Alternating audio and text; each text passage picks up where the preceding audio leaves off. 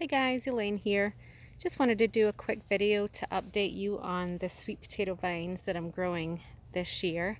I decided to plant two different kinds this year. Last year I just did the orange type, which is right here, and I apologize, I don't know what the type is because I just purchased a couple of organic potatoes from the store and I grew slips from them, so I'm not 100% sure what kind it is, but this is the orange one. And you can see we built a trellis this year because last year, we have the fence back there, you can see, but last year with the gaps in the fence, the vines went through the fence and were sprawling all over in the woods. So we have potatoes growing in the woods. And I thought this year I'd do, it's kind of a short trellis. I mean, it's not much taller than the fence, but the spacing's a little bit closer together. And I thought I'll trellis up there and maybe down the back, and I won't have so many vines in the woods. So we did that, and it seems to be working out pretty well. It's interesting because they don't have tendrils, but they will weave in and out. Can you see how the branches are just weaving in and out of that wire? And they do that on their own. I didn't have to do that to them. So I thought that was kind of interesting. They just love to climb.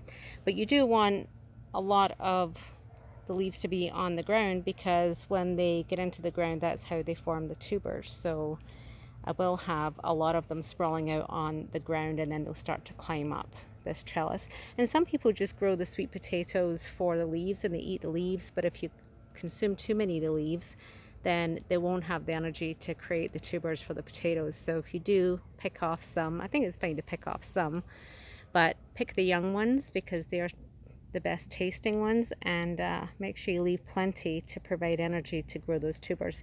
But this is the Murasaki Japanese sweet potato, and again I used just an organic potato to grow the slips. But what I found interesting, I've never grown these before, is they have more of a mounding habit. So they haven't started climbing the trellis at all. The vine that you see to the right is actually from the other sweet potato plant. So they haven't climbed at all. And I guess they just are more mounding. We'll see what happens as time goes by if they do start to climb. But so far, they were planted at the same time as the other ones, and they haven't climbed at all. So we'll see. The other thing that I have right here growing is my watermelon, and I have it climbing. It will be happy to climb up a vine. So just to save some space, because they do take up a lot of space, I wanted a couple of plants. I think I have 3 in here.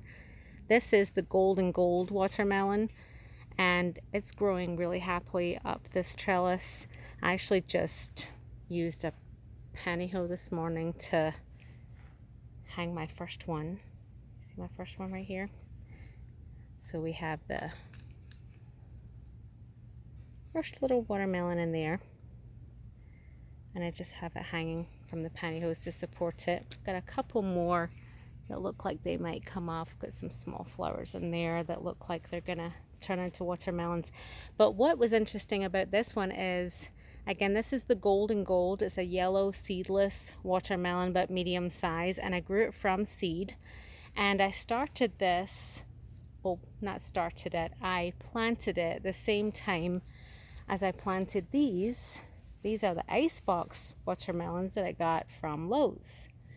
So if you look at the difference between the size, the other one has grown drastically faster.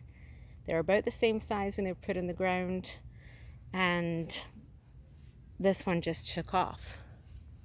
So again, we'll see what happens, but the other one might catch up. Maybe it just matures later in the season, so we'll see. But that's just an update, and I'll let you know how things turn out.